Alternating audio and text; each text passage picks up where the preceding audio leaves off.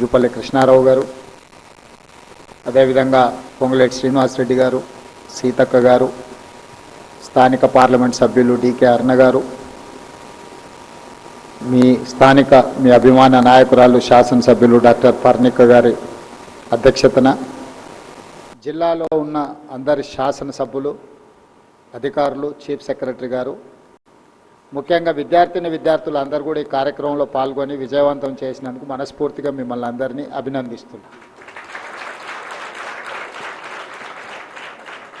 చాలామంది విద్యార్థులతో ఇంటరాక్షన్ కార్యక్రమం పెట్టినప్పుడు కొంతమంది నల్గొండ జిల్లా, ఇంకొందరు కేరళ నుంచి, రాజస్థాన్ నుంచి, ఇతర జిల్లాలు, ఇతర రాష్ట్రాల నుంచి ఈరోజు మహబూబ్నగర్ జిల్లా నారాయణపేట ప్రాంతంలో, ఆనాటి ఉమ్మడి మహబూబ్నగర్ జిల్లా ఈరోజు నారాయణపేట జిల్లాగా అవతరించి ఈ మారుమూల ప్రాంతంలో ఒక మెడికల్ కాలేజ్, ఒక నర్సింగ్ కాలేజ్, ఒక పారామెడికల్ కాలేజ్ అన్నిటిని కూడా ప్రారంభించుకోవడము అని అంటే ఈ ప్రాంతానికి పేదలకు సేవలు అందించడానికి ప్రభుత్వం చిత్తశుద్ధితోని పట్టుదలతోని ముందుకు వెళ్తున్నది. గతంలో 8 మెడికల్ కాలేజీల అనుమతుల కోసం జీవోలు ఇచ్చి మెడికల్ కౌన్సిల్ ఆఫ్ ఇండియా అనుమతి లేక వాయిదాలు పడుతున్న సందర్భంలో కేంద్ర ప్రభుత్వం తిరస్కరించిన ఆందోళనకరణ సమయంలో సంబంధిత శాఖ అధికారులు కృష్ణ గారు, దామోదర్ రాజనరసింహ గారు పూర్తి స్థాయిలో ప్రయత్నం చేసి ఈ 8 అదనపు మెడికల్ కాలేజీల అనుమతి తేవడం ద్వారా ఈరోజు వందలాది మంది విద్యార్థులు ఇక్కడ నూతనంగా చేరడం జరిగింది. ఈ ప్రభుత్వం చిత్తశుద్ధితోని విద్యార్థుల భవిష్యత్తును తీర్చిదిద్దాలని తండాలలో, గూడాలలో, మారుమూల పల్లెల్లో పేదలకు ఉచితంగా నాణ్యమైన వైద్యాన్ని అందించాలని ఒక పట్టుదలతో ముందుకు వెళ్తున్నది.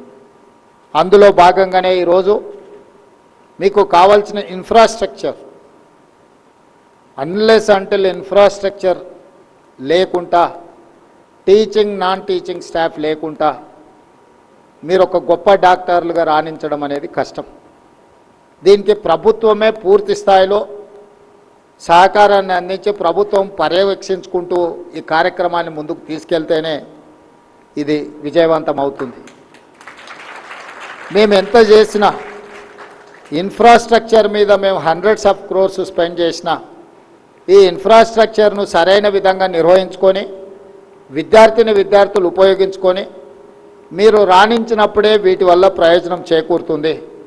Government can construct a structures, buildings. Doctor Babasaheb Ambedkar గారు ఒక మాట చెప్పారు, రంగుల మేడలు, రంగుల గోడలు, అద్దాల మేడలు అభివృద్ధిని తీసుకురావు. నిజమైన పేదవాడికి సంక్షేమం అందినప్పుడే, ముఖ్యంగా విద్య వాళ్ళ దగ్గరికి చేరినప్పుడే అభివృద్ధి జరుగుతుందని డాక్టర్ బాబాసాహెబ్ అంబేద్కర్ గారు చెప్పారు. ఇక్కడ ఉన్న వాళ్ళందరూ నా సూచన ఒక్కటే, రంగుల గోడలు, అద్దాల మేడలు ప్రభుత్వం నిర్మించగలదు, కానీ ప్రభుత్వానికంటే కూడా అందులో ఉండే విద్యార్థులు వాటిని నిర్వహించుకొని అవి భవిష్యత్ మీ తర్వాతి తరాలకు కూడా, మీ తర్వాత వచ్చే విద్యార్థులకు కూడా వాటిని నాణ్యతతో కూడుకున్న వాటిని మీరు అందిస్తే నిజంగా మనము ఈ విద్యలో రాణించిన వాళ్ళమవుతాం. ఈరోజు ఎంబీబీఎస్తోనే మీ విద్య ఆగదు, తర్వాత పీజీలు చేయాల్సిన అవసరం ఉన్నది. మీ స్థానిక ఎమ్మెల్యే గారు కూడా పీజీ డాక్టరే, ఇప్పుడు చదువుతున్న డాక్టరే. మీ అదృష్టం, మీ డాక్టర్ స్టూడెంటే. ఐ థింక్ రీసెంట్ డేస్లోనే పర్ణిక గారు పీజీ ఎగ్జామ్స్ రాసినట్టుంది.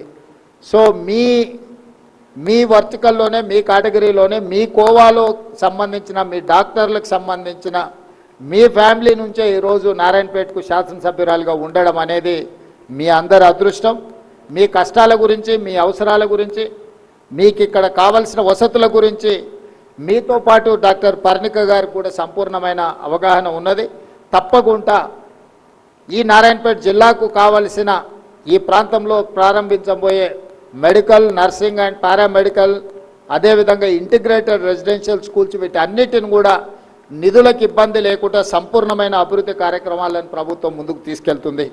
ఈరోజు పేదలు చదువుకున్నప్పుడే, పేదలకు విద్య అందుబాటులోకి వచ్చినప్పుడే ఈ రాష్ట్రం అనేది అభివృద్ధి పదం వైపు నడుస్తుంది. వీటన్నిటిని అందిపుచ్చుకునే బాధ్యత మీ అందరి మీద ఉన్నది. ఈరోజు ప్రభుత్వం ఎంత చేసినా మీరు వాటిని సద్వినియోగం చేసుకోకపోతే మీరు తిరిగి పేద ప్రజలకు సేవను అందించలేరు. ఇది ఉద్యోగం కాదు డాక్టర్ ప్రొఫెషన్ అనేది. డాక్టర్ ప్రొఫెషన్ అనేది ఒక భావోద్వేగం.